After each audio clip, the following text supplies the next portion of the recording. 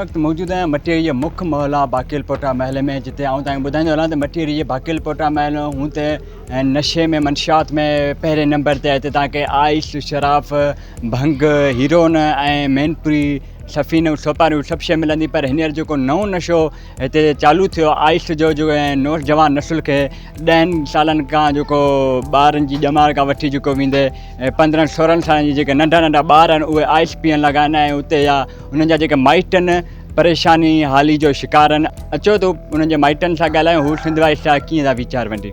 Ice ॿारनि खे त प्यारी केर थो प्यारे भाई समद वग़ैरह वारा इलाही आहिनि जिन जा नाला मूंखे काफ़ी कोन था अचनि। बाक़ी भाई समद जेको आहे ॿारनि खे खाराइण ई पोयां आहे। अच्छा, नंढड़ा नंढड़ा मासूम ॿार कढणा उन्हनि खे खारे थो। अच्छा, तोखे कॾहिं चयो आहेसि?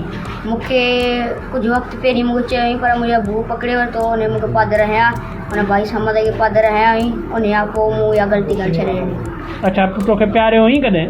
प्यारो न, मूंखे बाक़ी चयो हुई, मूंखां चोरियूं इलाही कराईंदो हो। हाणे हिन वक़्तु मूंखे कुझु बि कोन्हे।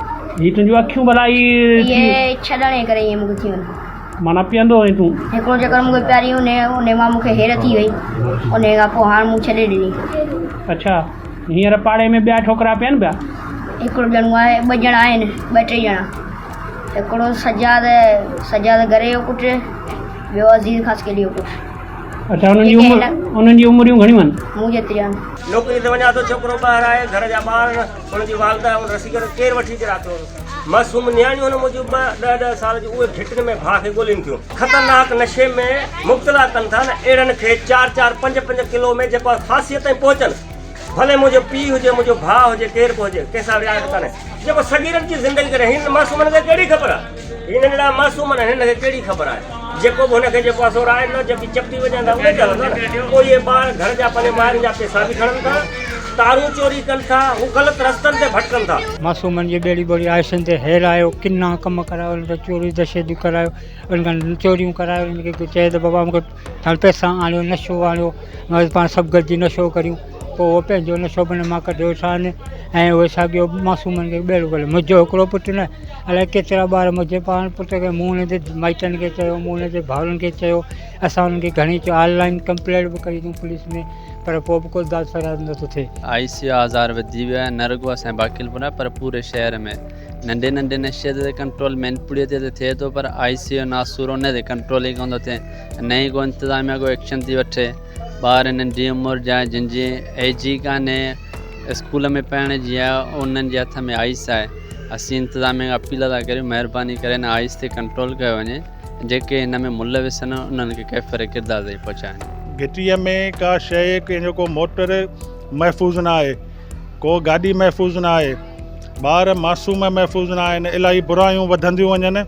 सो महिरबानी करे असीं अहिड़ा अख़्तियारनि खां गुज़ारिश था करियूं त हिन ज़हर जे ख़िलाफ़ु जल्द खां जल्द भरपूर एक्शन खयो वञे। हर गली में, हर हिकु घर में, हर हिकु बच्चे वटि जेको आहे सो आइस जूं तव्हांखे पुड़ियूं मिलंदियूं। राति जे टाइम ते ख़ुसूसी थो थिए, हिते मुख़्तलिफ़ जेको आहे सो अड्डा क़ाइमु कया विया आहिनि जिन ते हीअ आइस हले थी। असां गुज़ारिश कंदासीं SSP मटियारी खे, DIG हैदराबाद खे, IG सिंध खे त तव्हां हिते इंक्वायरी कयो वञे, जेके मुलविस माण्हू उन्हनि खे कैफ़रे किरदार ताईं पहुचायो वञे, ताकी हिन आइस जहिड़े जेको आहे सो नशे खां पाक कयो वञे। जेको आहे सो बच्चा जेके आहिनि मुस्तक़बिल बचाए उन्हनि जो जेको आहे सो सुठी तालीम याफ़्ता हासिल करे सघनि। हींअर त को क्राइटेरिया ई कोन्हे न। जेको मासूम निकिरे थो ताकूं सॼे शहर में खुलियूं पियूं था और ताकुनि मां सॾ था कनि। आइस वारा उन्हनि ॿारनि मासूमनि खे जेके 12 साल खां वठी 18 साल उन्हनि खे सॾ था कनि त हेॾां अचु, हीअ शइ अची वापराए ॾिस, केॾो तोखे सुकून थो मिले, केॾो तोखे मज़ो थो मिले। उन्हनि खे हाणे उहे आइस ते लथा आहिनि, उन खां पोइ वरी चोरी चकारी पिया कनि। ख़ुदारा अॼु बि नोटिस वठो। असांजा जे ग़रीबनि जा 65 सैकड़ो ॿार पिया आइस वापराईंदा, तव्हांजा 85 सैकड़ो ॿार पिया वापराईंदा। तव्हांजे हर बंगले में आइस लही चुकी अथव, तव्हांजी हर औताक में आइस लही चुकी अथव। जेकॾहिं अॼु बि तव्हां ख़ामोशी कई त साईं पोइ तव्हांखे इहो मिसाल ॾियणो पवंदो त यार को ज़मानो हूंदो असांजे मटियारीअ में, मुंहिंजे बाकेलपोटा पाड़े में, मुंहिंजे मियांपोटा पाड़े में, मुंहिंजे पीरज़ादा पाड़े में का जनरेशन 12 सालनि खां वठी 18 साल जी रहंदी हुई। मिसाल ईअं ॾींदा। ऐं 18 साल खां वठी 30 सालनि जा नौजवान बि कॾहिं असां वटि आबाद हुआ। जे अॼु तव्हां नोटिस न वरितो त सुभाणे तव्हांखे इहो मिसाल ॾियणो पवंदो तव्हांजा इहे नौजवान हक़ीक़त में हिते हूंदा ई कोन। ज़िले इंतज़ामिया DIG जेको हैदराबाद SSP मटियारी ऐं SHO जो मटियारी खे अपील था कयूं त फिल फॉर बाकिलपोटा महिला में अची कार्रवाई करे ऐं मंशात फ़िरोशनि खे जेके आइस वारा उनखे गिरफ़्तार कयो वञे।